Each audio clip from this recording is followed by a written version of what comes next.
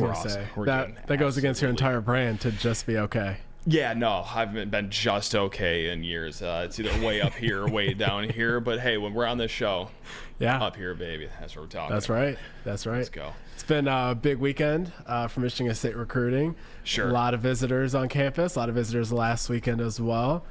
Some guys that have momentum with. Done some reporting on some guys that seem like they may be deciding soon. Speaking of guys being here last weekend and this weekend, we have someone, the only person that was at both weekends. Let's go. Joining us today, and that is Michigan State offensive line commit Andrew Dennis. Andrew, how you doing today? Good. How about you guys? Sensational. Sensational is right. Absolutely sensational. Anytime we get a chance to talk to the headline recruiter of the class, the fan favorite commit, it's nothing but good vibes here. So, Andrew, I guess right off the top, why'd you choose MSU? I think, growing up, like, Michigan State was always kind of the place I wanted to be. And then the coaching staff there, is like no other. Such a great family feel. So, through the whole process, I was kind of waiting for that offer. And once it came, I didn't really want to wait that long. So we pulled the trigger and, I found home. And just like Justin said, you've been on campus, 2 times already this month. What has that situation been like, and how was the official visit different than the unofficial visit? I feel like, so the unofficial visit, it was me kind of like trying to rope guys in, do my job, helping recruit. Last weekend was a little bit more tailored towards me and my family. And so I feel like that's how it differed. And I got to spend a little bit more time with my host, Ashton Lepo, and some of the other guys this past weekend. But the first weekend was like more recruiting, hanging out with the coaching staff. So last week I was getting to see more of the outside type of things, like, the life outside of football and what it's like hanging out with some of the guys. Gotcha. That's great to hear. So, Andrew, for people like myself and Matt who did not play Division I, probably don't have a future in playing Division I, can you take us through the itinerary of an official visit, like what it's like from Friday through Sunday? Yeah, so everything's planned out to like pretty much the minute. You get there from anywhere from like 9 to 3. And so we got there around noon, kind of ate, hung out, did our position meeting. And then after that, we went to the business school and toured and met with a couple of professors. We got a feel for that because that's my plan is going to supply chain management because they have such a top program. Then after that was meet and greet. So, we got to meet all our hosts. All the coaches introduced themselves. The recruits got to intermingle and meet each other. So, and then after that, we had dinner, and then we went off to hang out with our hosts.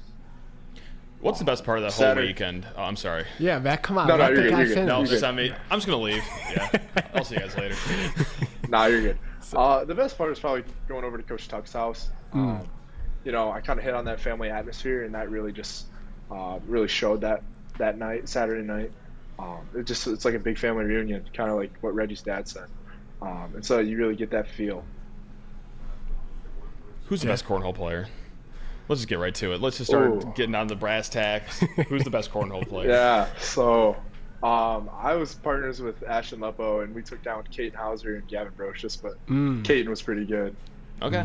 Good to hear. Yeah, Think that helps us figure out who's going to win the quarterback battle if Caden was pretty good at cornhole. Just number 1 on my depth right now. Yeah, all right. Anything is a clue, Matt. So, Andrew, obviously, I'm guessing one of the reasons you committed to Michigan State was Coach Cap, because it would be pretty weird for you to commit to a school where you didn't like the position coach. So, what can you tell us about Coach Cap and what you like about him? Awesome coach, awesome human. What you get from him through the whole recruiting process, when I talk to some of the players, is what you get from him as a coach. He's always checking up on us. It's just his coaching style at camp I really liked. We stayed in contact. I didn't get the offer till March, but we were in contact from September 1 all the way through March until I committed. And so he asked me to come to camp, and I did. I was about 230 pounds, and he liked what he saw, but he asked me, put on the weight. So I did, and he, with his word, he offered me, and we're here now. I've got to follow up on that real quick. Go for it, please. How did you add all that weight, Andrew? Because I've been eating Costco muffins, Chick-fil-A. It's just not coming on for me. So, how'd you do it? Yeah, it definitely wasn't easy. Coming into high school, I was about 180 pounds at 6'2". I got to give my parents a lot of credit. They're paying the food bills. They're making some of the food prep. But I would say definitely just a lot of eating healthy and then lifting. You know, you don't want to bulk dirty. The biggest thing is, eating right and putting it on the right way. And I think that's what, the biggest thing was these past 3 years. And so, yeah, I mean, definitely food prep and lifting, and, it's just it's all about how you're put together. And so that's why we did it so slowly. I mean, I don't know if you call 3 years slowly, but I probably could tack it on a little bit quicker. But I wanted to take my time and do it the right way. Yeah. Yeah. Don't bulk dirty. Whoops. That's how I've done it. A lot of hot and readies in my last 3 years. So good to see you're doing a little healthier path, though. What players, because obviously Coach Cap, great guy. You mentioned Ashton Lepo. What other players on the team have you really gravitated towards? I would say Cole and Stan. I spent a lot of time with them. Kind of just hanging out with them and getting their perspective as coming in early. As maybe a 17, 18-year-old kid compared to, graduating and then coming in at 19. So I feel like those two, and then Brandon Parachik, kind of same thing. Yeah, those are some guys that can tell you what their first off season's been like. They're just over that hump of transitioning from high school to college. So I guess in that regard, Andrew, what's something that is your goal now going forward into your senior year? You've already done a great job with your physique. You already have your future planned out. I guess what's left to kind of check off here?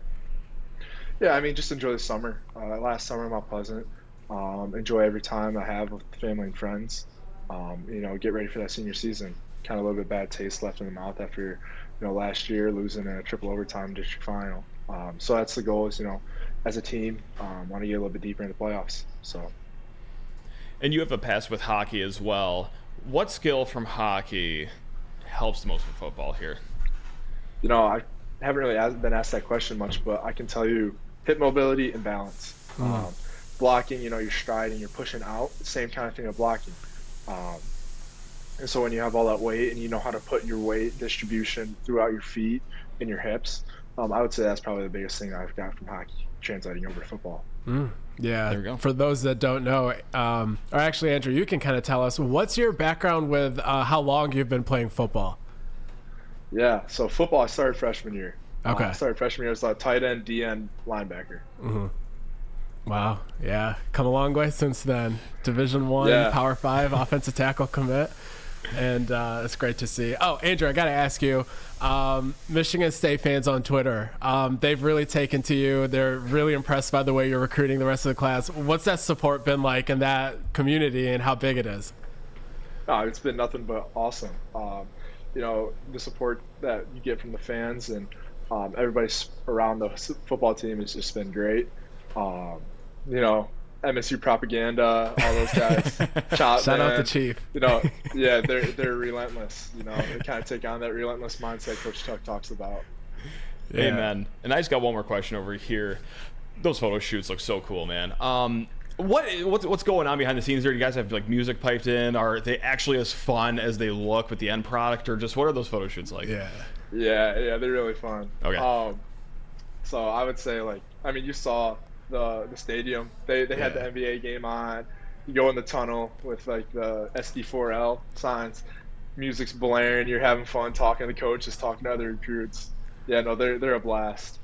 So do they lay out all the uniform combinations and you kind of piece together how you want? So accessory wise, yes, but like uniforms, you get to pick on what you want to do. But yeah, no, they have everything accessories. You can helmets, visors, gloves, towels, bands, anything you want. They have it set up for you, ready to go.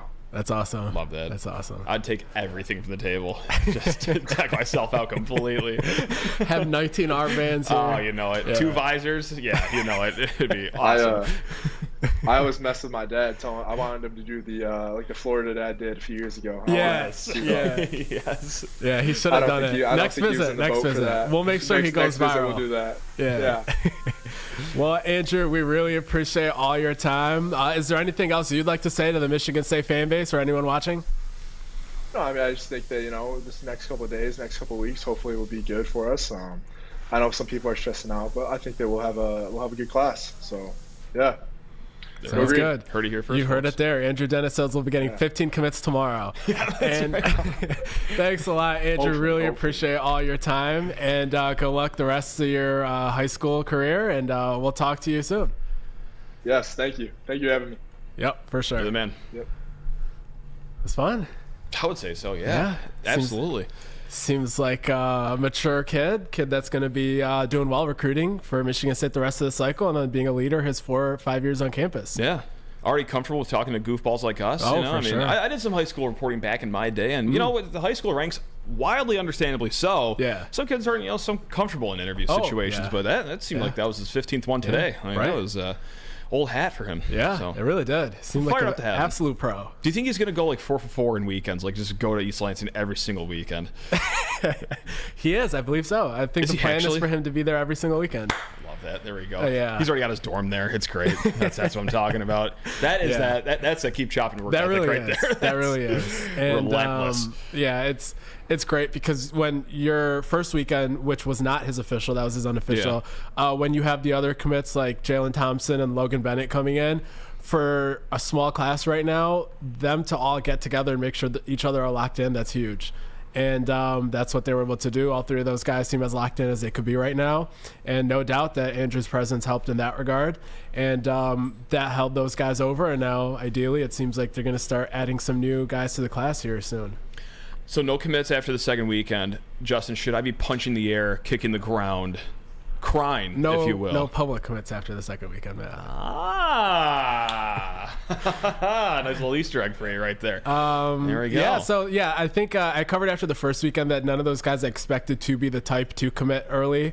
Okay.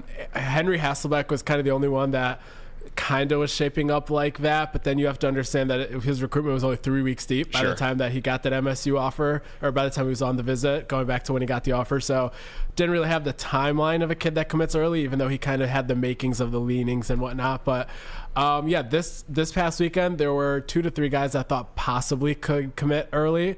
Doesn't seem like 2 of them are going to, but it seems like one of the ones that I did not expect to commit early might be.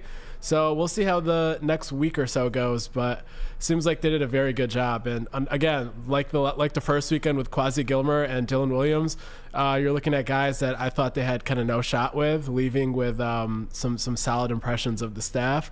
Again, that doesn't mean they'll necessarily land them, but it's a barometer to me that the juice is just fully there. Mm-hmm. And Coach Tuck is putting in a lot of one-on-one work.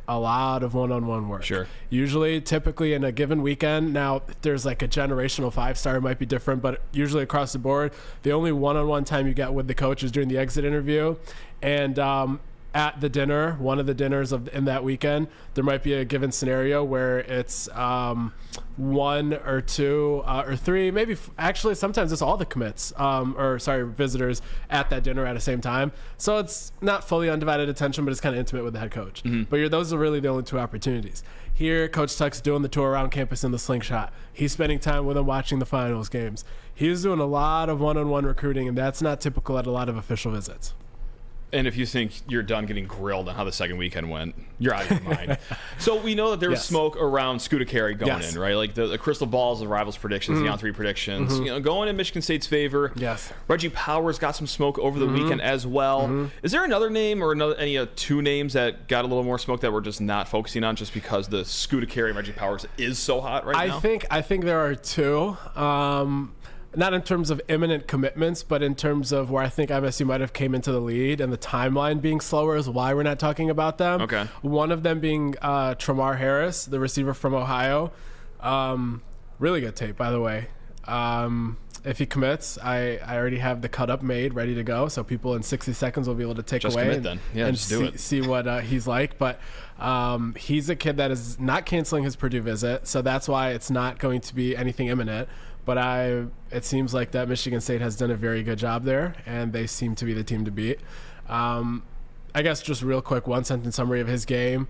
Just great route runner, breaking ankles in his tape, great on slants. 3rd and 2, you go to him. Not a lot of contested catches, not seeing a lot of jump balls, not a lot of the Jaden Reed contested catches, but again, that's why he's not a 5-star. He doesn't have every single tool of the trait. You still need those guys that are great route runners that need separation instead of contested catches. Every receiver is different. Trey Mosley. Yes. There we go. Yeah. Mr. Reliable. I think he's faster than Trey Mosley and as similar mold of a route runner. So I think we'll take it. Pretty good. And so the other recruit that comes to mind is Jeremiah Beasley. Okay. Jeremiah Beasley has Fascinating. 5 or 6 crystal balls to Michigan. Yeah. He also has Missouri at the very, very top of his list as well. And it seems like Michigan State, the rumors of their demise in that recruitment have been far exaggerated. Wow. That's And, pleasant. Okay, I like that. Now, granted, he still go. has his Michigan official visit this upcoming weekend. Yep. There's still 18 days, 16 days until his announcement. So a lot can change. And I might not even say that Michigan State has the lead right now today. But what I will say is that I'm glad that I have not changed my crystal ball prediction just yet. I may end up needing to do so. But I'm glad that I have not changed it yet. They're firmly in the race as much as anybody else. And he had a great official visit in East Lansing this past weekend. Speaking of talented 4-star linebackers, here's an off-the-wall kind of question here. Christopher Jones, number 1 player in the state of Virginia, top 10 linebacker, top 150 kid for the 24/7 Sports Composite. Not visiting over the weekend, but came to campus on Sunday. Was there Monday, I believe, today? That's correct. He was there up until today. Unique, right? Like, I'm not crazy thinking that's kind of unusual. Does that play to Michigan State's hand at all, though? Like, individual attention, I guess. Yeah. I think it can be seen both ways. It can be seen as he doesn't get to see a huge crowd of kids all talking each other into committing. But I think it's almost better to have a lot of individual attention where the entire defensive staff and the head coach have just you to hard sell. Okay. And the parents and the kid is feeling all the love.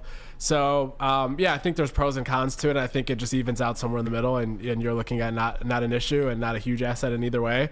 And it's just whatever fits the kid's schedule, and they'll make it an asset however they choose. And, it's going to be a tough one. Georgia's up there. Florida's up there. But again, seems like they just keep putting themselves in this fight after these visits, even though before the visits, I don't think that they have a shot in some of these. That one probably is the hardest recruitment out of everyone that's been on campus so far. Yeah, we'll see. I don't see that being Michigan State just yet, but I don't know. They just keep plugging away here, and they just keep getting themselves up and up there. But we'll see what happens with a lot of these guys. Yeah, Christopher Jones last week in Florida, next week in Georgia, Michigan State right in the middle of that SEC powerhouse sandwich. Yeah. That might be a little tough, but still, no shortage of talented kids last weekend. Now, this weekend, a little on the slimmer side, right, as far as names go. Yeah, so usually what happens is schools will try to overload 3 of their weekends, and then either not have a 4th weekend or only have that for the kids that couldn't really make any of the other weekends work. Illinois, for example, they did not have a first weekend. They were only doing OVs the final 3. I believe Clemson only does 1 weekend. I could be off there. I think that's what I read somewhere. So that's Clemson's a little different because they used to not even have OVs until the fall. But yeah, so like usually you'll see 3 weekends where it's heavily stacked, and then 1 weekend is just there for if the kids can't do it because of another weekend because of basketball or track or whatever sports they play. So yeah, this is that light weekend, that weekend where they would have been okay with not having anybody so that they can stack the other ones and make it look crowded and as a momentous occasion. But yeah, you have Decker DeGraff and you have Carson Conkle, 2 tight ends. DeGraff, a lot of interest from Washington and Arkansas. That one could be tough. He is from Glendora, California, I believe, off the top of my head. Nailed it. Yep. And then you have Carson Conkle, who's from the Midwest. He has Illinois heavily in pursuit and others.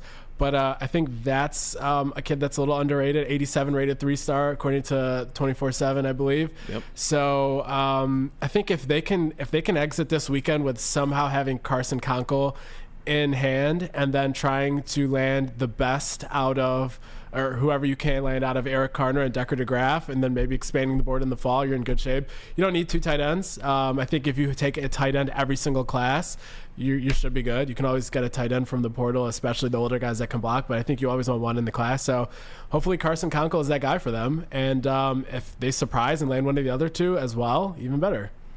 And here we are halfway through official visit season. Still 3 commits to this class right now. Should I be panicking? Or you also said there might be some silent commits. Andrew Dennis just guaranteed us 15 kids within the next 24 hours, which was very generous of him. But tell me how, for my opinion, for me, I need an adult to help me feel the way I should feel. I would say, Matt, that any panic or which I'm good at, sort of nervousness should be reserved for the end of July. because that is when you see the end result of these OVs. Most kids are instructed by parents, by advisors, and I agree. And it's that they should take all their OVs before they commit. Yep. Most likely a class is not going to fill up the second week of June at that given position. You probably can take until July. So that's what most kids will do. So really July is when these kids sit down, they've valued all 3 or 4 of their OVs, and that's when they make decisions. And yeah, like you said, we've only had 2 weekends so far, and of that second one, the decisions that may come from the weekend, they have not been made public, if there are to be some. So that's why right now it's definitely too early. I think ideally for Michigan State, they can exit June with maybe, let's say, 6 commitments, and then add another, let's say, 4 or 5 in July. Yeah, I think if they're at 10 commits by the end of July, okay, and then maybe have a big impact during Spartan.com, then maybe in August you can get another 1 or 2. That's right. And then this time around there's unlimited official visits. So kids that they did not have on their board in the summer, you give Mark Dethorne and his new staff that's still in the process of being hired, you give them time to find new guys heading into the fall. Yeah. You get those guys to come in then. Also, possibly if you're surpassing expectations on the field in the fall, it's a good kind of scenario there to have some spots there to get guys coming in. Yeah, because the whole official visit thing where now it's just unlimited. You can go to 130 schools if you really wanted to. Yeah. Benefits Michigan State, I think. I was just thinking about that the other day, just staring off into space, because just like any other normal healthy individual, just worrying about MSU recruiting. It's like, because let's say you get out of summer with just 8 kids. Okay, in years past, those guys have already burnt up all 5 of their official visits, and now you're just in the fall, just wading in waters. You don't know what's coming, but now you can have guys on campus for OVs. I mean, so that's not off base to think, right? Right. No, I agree. Yeah, it's the same way I see it for sure. Yeah, I'm not just being a blind homer. Right. I'm just partially blind. That's it. No, but I think that it's going to benefit Michigan State, especially with the new recruiting staff. Dethorne gets some months, to build a strategy here for recruiting, and not just, hey, 4th week on the job. Here's June. Here's official visits. Good luck. This is your only shot to host these kids. So I think the rule change came at a good time for Michigan State, especially in this year of our Lord 2023, which we could use a good recruiting class here. Yeah. So there you have it. Now, that's not the only fun news that's happened today. Are you guys sitting down at home over there? I bet you are. Justin, are you sitting down over there? Yeah, I think so. The day could be coming, folks. It could be coming. Wine, seltzer, beer in Spartan Stadium is one step closer. Now, Justin, unfortunately, did not really do the whole paying attention thing in school when they went through the, hey, how does a bill become a law thing? I don't know who's got to go to. All I know is that the governor, the president's got to sign some document, and then a bunch of other people in suits argue about it, and then you get a law spit out at you. Yeah. But from how I understand it, there's a 10-0 vote to push alcohol sales at colleges forward. That's going to go to the Senate, and it might go to Gretchen Whitmer, and then it might go to the House. I don't know. It's going to go to a lot of important people that we vote for. The end game here is, though, it could be getting instated here. That, hey, all these colleges can now have 100 days out of the year where they can sell beer at athletic events. Then, if I could talk, an additional 5 days. Looks like you've already partaken in the consumption. Who's to say? 5 days where you could just have it, non-sporting events, like concerts, if you will. Like back in 2011, U2 came to Spartan Stadium. Couldn't sell beer at that concert, which, Jesus, U2 coming to town and no beer sales? That was kind of a crime. But, hey, I digress. Let's stick to football season here. Justin, I'm elated. If you can't tell, I've been screaming for this until I am blue in the face that beer sales in Spartan Stadium is the way to go. Is that crazy to think? Or am I just a functioning alcoholic that just loves his sweet Miller Lite a little too much? I don't think they're mutually exclusive. Yeah, okay. That's fair. I think tough but fair. I think if you have a fan base in a stadium that has the adult beverages in place, I think it can make for more of a lively atmosphere for visiting teams to have to play in. That's one word for it. And maybe for recruits to experience on their visits. There we go. Always think it from a recruiting perspective. And, also the money perspective, too. This is also true. Because Iowa, I think it was 2021. No, that was the COVID year. 2022. 2021. 2021, that's what it was. $2.5 million gross sales in alcohol during football season alone. Throughout the whole academic calendar year, it was close to $3.4 million. Wow. That's a not so bad chunk of change. Yeah. And so let's just do the math here. 20,000 people. Okay, that's almost a quarter of the crowd. That's not even a third of the crowd. We're using very conservative number here. Right. 20,000 fans. Let's say they each get two $10 beers, $20 each. That's $400,000 gross sales for your Michigan State Spartans. Yeah. And if I know anything about colleges and universities, they like money. They like money a lot, and a great way to make money is, well, with beer sales. And then, of course, you get the whole, like, well, it's going to make the crowd way too rowdy. Everyone's going to be knife fighting each other in the stands. Both Ohio State and Iowa, ever since they put the beer sales into place here, less citations on game day, less ejections on game day, less arrests on game day. Of course, yes, probably cutting off beer sales like in the middle of the third quarter, at the end of the third quarter, would be safe here. But yes, the thinking is, a lot of experts have said, well, human behavior says that people aren't just going to be slamming as many beers and shots and whatever 15 minutes before they get in the stadium because they know it's going to be their last sip of hooch before they get into the bleachers. Like, they get to taper off throughout the game. So that's all I want. Like, if I could talk from a fan perspective, boy, nothing hits harder than that second quarter hangover, and all that you have is just like 500-degree hot chocolate, and that's not doing it for you. Like, I want to get ripped off and pay like $14 for a beer just so I don't feel horrible in the second half. That's it. That's Speaking of hot chocolate, Matt. Yeah, please. I have to air a grievance. I can't wait to hear where this is going. Yeah. My 4 years at Michigan State. Okay. And my first year covering Michigan State as a media member. Yeah. My 5 years around Spartan Stadium. Okay. I was lucky enough to have official Tim Hortons hot chocolate being served from the concession stands. Yeah, simpler times. Much to my dismay.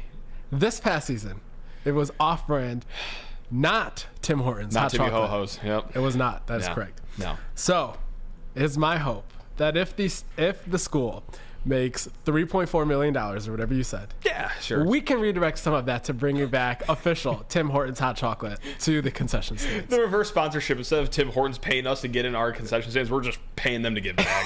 Like, baby, please come back. We miss you so much. Yeah, I like that a lot, actually. Yes. There we go. I will gladly pay triple for Tim Hortons hot chocolate than whatever that muddy water was that was being served to us. Don't do it like that. It's not that bad. It was bad, man. Yeah, it was bad. Wisconsin game was cold. Hey, so I was at a minor league baseball game on Friday. Jimmy John's Field, the United Shore Professional Baseball League up there. Very fun. Yes. They had a beer batter promotion going on. They anointed one hitter of that game, and if he got a hit, all the craft beer dropped from like $12 to $5 the rest of the game, the beer batter. I've heard this too. There's a minor league stadium over in Madison, Wisconsin. They have a beer batter. Quite the opposite. It's if that guy strikes out, it's free beer for the whole stadium. So like this whole stadium's just rooting against this poor son. Promotions for Spartan Stadium. 3 and out, free and out. If MSU starts the first half, starts the game on defense with a 3 and out, free beer for the next 15 minutes of the game, I think. This is all... I'm cutting way against the grain of everything I just said about how it's going to be making us money and everything. Like, no, or let's just give away free beer for, the first quarter of the game. Or if you just want to drop down to $5, hey, $10 cans are now $5. Like, if a punt gets down within the 5... Like a missed field goal from the opposing kicker could be free. Oh, yeah. You want the crowd alive. A 3 and out can be knocked down $3. Sure. Yeah. I love the missed field goal, though. Yeah. Wow. Dude, we got some good promotions going on. We could, let's see. Anytime there's a 40-yard play, 40 for 40s. It's still $10, but it's not a 12-ounce can. You get a 40. Instead, you just get a 40 of Cobra or Mickey's handed to you right over the counter in a brown bag, too. 40 for 40s. I like that. Yeah. There we go. We'll cook it up in the lab. We'll have Alan Haller on next week, and we'll pitch him. We won't even ask him questions. It won't even be an interview. It'll just be us giving beer promotion ideas for Spartan Stadium next year. Yeah. There we go. That's what I'm talking about. Sensational. I thought so. Every week we have a new career for ourselves. This week we are now venturing into game day promotions. Yeah, it's great careers, and there's also a 20% chance that it's detrimental behavior and can tank the beloved university that is Michigan State. But Again, 80% that it's going to be great. Yeah, it is what it is. How bad can the 20? No idea is a bad idea. No, giving out free 40s? No, it's going to work out for the better. Oh, God, next on the list. Did my eyes deceive me? Is that ruin Justin's day? Speaking of working out for the better, this does not fall in that category. Tour facts. One is whack. Gang, if this is your first episode of SD4L, welcome to the show here. It's a real complex game. I'm going to say 3 sentences. You guessed it. 2 are facts. 1 is whack. Justin. Yes. Are you ready to play Tour Facts 1 is whack? I'm ready to improve my 5-14 record. Oh, God. Recruiting. Recruiting is the theme of this week of Tour Facts 1 is whack. Statement number 1, if you're ready, sir. Yes, I'm ready. Should Anthony Scoota Carrie commit? That's a 4-star in the 24/7 Sports Composite. He would be the first 4-star running back commit since LJ Scott in 2015. Should Anthony Scoota Carrie commit? It would be the first 4-star running back to commit to Michigan State since LJ Scott in 2015. Statement So number that does not say sign. Is that an oversight, or is that part of the statement itself? Like, signed. oh, it's supposed to say sign. Signed. Okay. Commit and signed. Okay. So, like, anyone that, like... CAD and object estimate, yeah. Yeah, we're... Correct. Yeah, good. Okay, all Good right. catch there. Okay. I like that. Yeah, signed. Ink dried, too. Okay. Statement number 2, besides the state of Michigan, the state Mel Tucker has gotten the most commits from is Georgia. Now, commit and sign. Commit and sign. Yes. All right? Yes. Okay. Statement number 3, Mel Tucker has gotten a recruit from half of the continental United States. At least one recruit from half of the continental United States. That's a lot of states. That'd be 48. I'll give you that one for free. Yes, 40. Yep. Yep, So I got you. So 24 is what I'm aiming for, Matt. We're doing math lessons over here. Let's Sensational go. stuff. You're rocking and rolling. There's a lot of bad football out there, Matt. There is. There is. You and I could start in Montana. Oh, I'd be a 92 rated 4-star in Montana. Name your position too. Offensive tackle, strong safety, Yeah. nickel. Please. I agree. Rhode Island. We're going both ways like Chuck Bednarik. Are we gonna be in the same school or different school? There's only 2 schools in Rhode Island, so would we be on the same one or no? Probably got to be on the same one. Otherwise, so, we're not going to be able to hit the roster minimum. That's a really good point, actually. It's a sterling point. Let's see. I don't think. 'Cause I got all written down. I don't see Rhode Island. I was going to say before we start slandering a kid that's from Rhode Island on campus. There's one visiting in 2 weeks. Oh, son of a... We okay. digress. Oh, boy. Is that true? So, the first one I believe is true. The second one I completely forgot what it was. Yeah, okay, that's good. Oh, Georgia being the most other than Michigan. Yep. It's got to be true. That's got to be true. I'm going with the third one being whack. He's back. Let's go. He's back. Notify the haters, notify the doubters, notify the naysayers that Justin Thin is back. He's back. That's right. Number 3 was whack. He has not gotten a commit from half of the continental United States. He's mighty close, though. Mel, do you have a guess how many different states Mel Tucker has plucked a recruit from? Well, 21. at Michigan State. This guy's on a roll. Blackjack. Yeah, it is 21.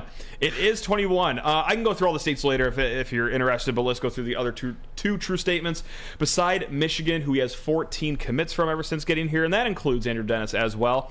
The state Mel Tucker has gotten the most commits from is Georgia. That is 7.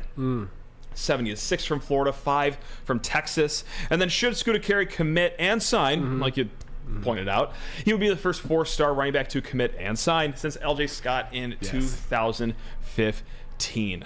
And does that 7, Matt, include a kid that was already committed, but he got his signature, and that is Jordan Simmons? Would that count? No, you're right. Oh, even better then. Bump it up Even then. a bigger margin. Wow. Yeah.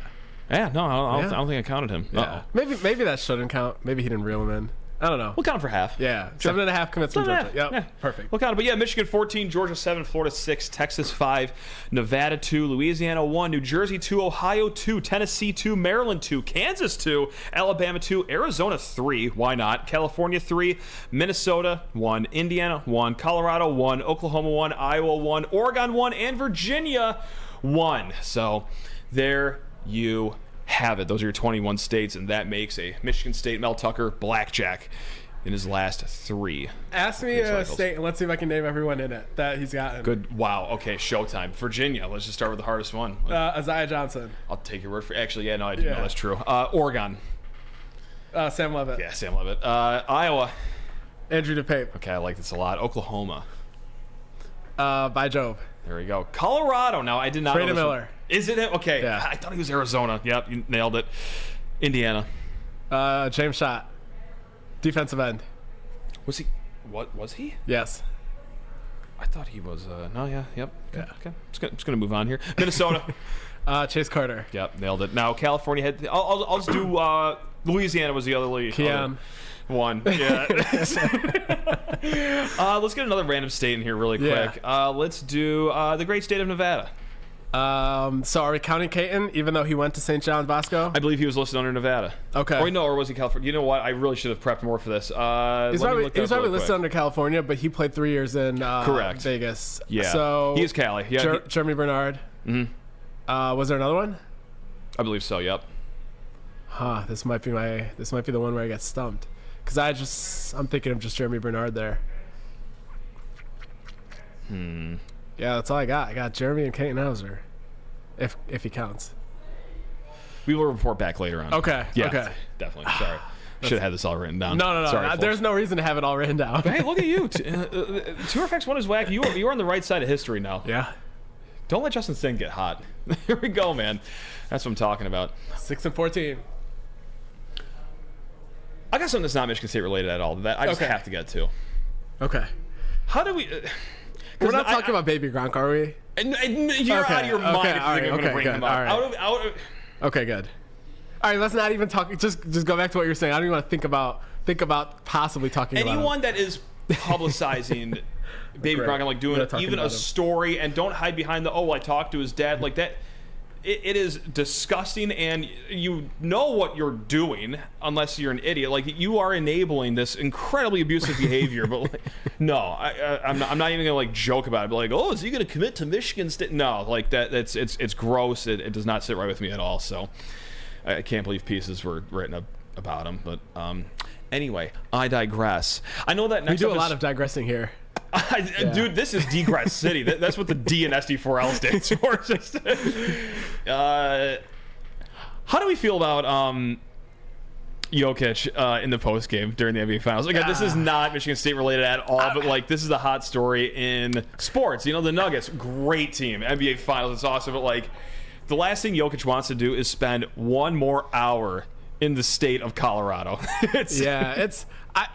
I think there's definitely some truth to like it not like meaning everything to him to win the title, but I think he's a little overselling it, and I think the intended effect is for like the opponents to feel even worse about themselves. Like we got like that couldn't be bothered. He ran through our playoffs and he didn't even really care to beat us. Right. Like that sort of a intended effect is kind of what I think that's intention to be, but I don't know what to make of that, really. Like, his motivation wasn't to win a title, become one of the greatest big men to ever play the game. Like, his sole motivation was just to get back home to his horses. Yeah. In Serbia. That's who can knock a guy for that? Yeah. Hey, when home's calling, But wouldn't the best way to have done that been to be eliminated in the first round? That's why I don't think I think it's disingenuous. I do think he's very homesick. Yeah. I do, and like him, the clip of him shaking the champagne bottle. That like I think it was Ben Stevens, the guy I follow on Twitter. He had it best. It's like, that is day 2 out of 4 of a bachelor party, and you are just done. You've had enough, just shaking the bottles, being like whatever. Ma'a Teote, by the way, listed as Nevada. You're right. Yeah, he also Bishop transferred Gorman. to. No. He was at Bishop Gorman until the very end. Yep. Yeah. So that's the other one. That's true. Sorry, I was talking about that while scrolling up and down the entire time. That was like my first like real like. That was like the first scoop I really grinded for. I was on the phone with one of his trainers almost like every week for like a month. And then I found out like 3 or 4 weeks before signing day that he was going to end up signing with Michigan State, but he wasn't going to publicly decommit from USC. Okay. And that's how that was going to go. So I sat on that for like 3 weeks, and then signing day came, and he signed. And actually, right after he signed, because it was December 16th, he sent me a DM saying happy birthday. Just to kind of put a cap on it, like saying, there you go. Wow. Look at that. All right. Yeah. You know what? We're in minute number 45 of the show. Yeah. No one's watching or listening anymore. I'm just going to pepper you with a few questions, just random questions. Yes. You mentioned earlier you already have a cut up for a certain commit. Mm-hmm. Percentage of cut ups that you have before they even commit that you actually post versus like, all right, you thought they were going to commit, you made the cut up for them, and they never saw the light of day because they committed elsewhere. I have never made a cut up for a kid that didn't commit that wasn't a portal guy. Okay. Tyler Harrell, the receiver that ended up going to Miami, he's one that comes to mind. And then I had... and then I posted the one that I made of Montana Lamonius Craig. Yeah, sure. I posted that when he made his... visit public, but I guess that would have been another one. Okay. But yeah, every cut up that I've made for a high school recruit, they've all ended up committing. And then I don't know how many I've made, but I guess people can go back and look if they want to see that. I think maybe like 25% of the kids that commit, maybe gotcha. I make them for. Do you threaten the high school kids after you make the cut up? It's like, hey, don't blow this for me. I have a perfect record of making cut ups and people committing to MSU. Like, do not be the one, or I will end your career. Like, I will slander you in the press. No, but try that. The funny thing is that I made a cut up for this kid Nitarion Tuggle. Oh, dude, yeah, good player. And he, so he had like 7 or 8 offers when I posted the cut up. Yeah, that changed. And and a student assistant and a player personnel guy at Alabama liked the cut up that I posted. No. And 3 days later, he had an offer from Alabama, and then he got 10 more in the next 2 weeks. So I take the blame for Michigan State quickly getting out of that. He had a pro day with the Jacksonville Jaguars too. Like, yeah, man, it just completely spiraled out of hand after that. Yeah. Longest you sat on a scoop then, because that's fascinating that like what you said 3 weeks from now. 3.5 weeks. That's a long time. Like, what's the longest you've sat on a scoop that like eventually materialized? Like not one where like you were told something 2 years ago and you're still waiting for it to happen. Dylan Tatum was a while. Okay. Did he tell you that he was going to commit to, or did you tell him that he was going to commit to Michigan State? How did this go? No, that was just good work by the whole team. Myself, Corey, Allen, True. There have been a couple. I don't know why they're not I guess Kate and House. No, that wasn't that long. It was just a lot of eyes were on it, so it just felt like a long time. But that was about 4 days. Usually like a lot of the silent commits, how it usually goes is they will commit to the staff and then wait for a ceremonial date, whether it's their birthday, whether it's a parent's birthday, and that ends up sometimes being a week, 2 weeks, sometimes even a month. So like when people say, oh, silent commits, like they don't mean anything. I don't want to hear about silent commits. They never work out. Yeah. Every single kid that's ever committed has always been a silent commit. Some are for 6-7 hours until they get home from a visit. Some are for 2 days until the graphic is done. Some are for a month. But every single kid has been a silent commit at one point or another. Now there's some that don't work out. But I'd say 95% of them do. So that's just, that wasn't your question, but that's something I wanted to add is I don't get this negative perception of silent commits at all. No, because I am one of those people that have the negative perception. So I'm actually glad you brought that up because like it has always been in the back of my head. It's like, what is the point of silent committing? But it's just to get all of the affairs in place, basically. Also, one of the most important ones I forgot, which I don't know how many kids do it because of this, but I think it'd be a really good reason, is to tell all the other coaches, thank you, but I'm not coming here before you go and commit elsewhere. Some guys have waited just because of that. That's interesting. All right, last one I just had jotted down as you were talking. So like, you worked pretty hard for the Dylan Tatum one. You said it took the whole team. Like, any other scoop at the top of your head where you're like, that was the one where I got it out the mud. Like, what was the one you really just had to grind your face off for? Or is it just the and the Hauser and the Dylan Tatum ones? No, like, cause there's a lot of them where you have to like reach out to like 3 or 4 people, like whether it's the trainer, whether it's the source around campus, whether it's the kids' parents, whether there's like rarely a recruitment where it's not 3 or so people.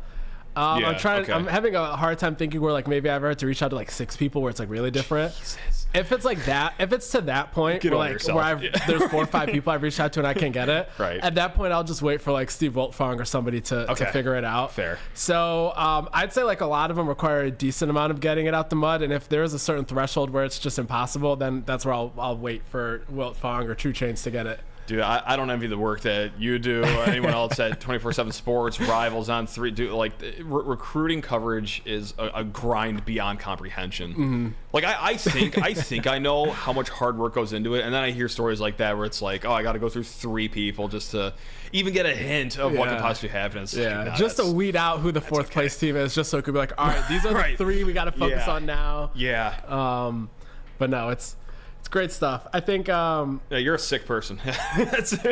Never running away from the grind, JT. That's what I'm talking about. Bless you, literally a sick person. Yeah, exactly. See, there we go. But no, I think people tweeted about. I posted about a little bit on the board. But Saturday I was golfing with Peach and the Chief, and 14th hole.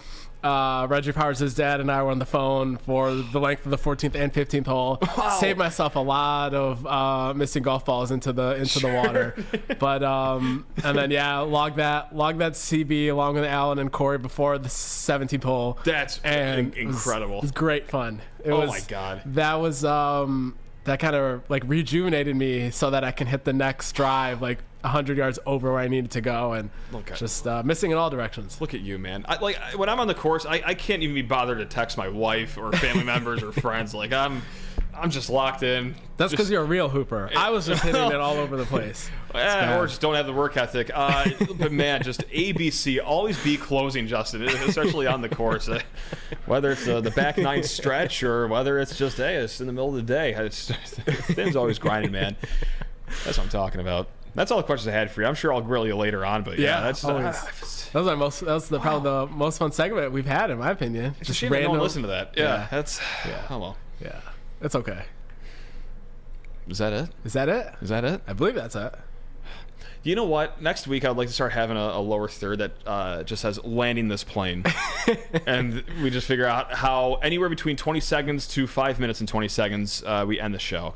And in that landing the plane segment, I'm sure we will always go on a tangent of Captain Sully, who landed the plane in the Hudson River. Most clutch performance of all time in New York in this millennium. Oh, I would have to say so. Who else is even in the discussion?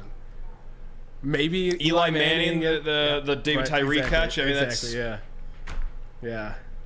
certainly isn't anyone on the Knicks. Wasn't in New York though, so that's true. That's true. No, the Knicks, they're way out. The Nets, the Mets, no way. The Yankees, sure, I guess, but no. I would say landing that bird on the Huddy, as the kids call it. Yeah. No one calls it that. That's the most clutch performance in New York history. I would have to say so. Yeah. Man, the Knicks are bad.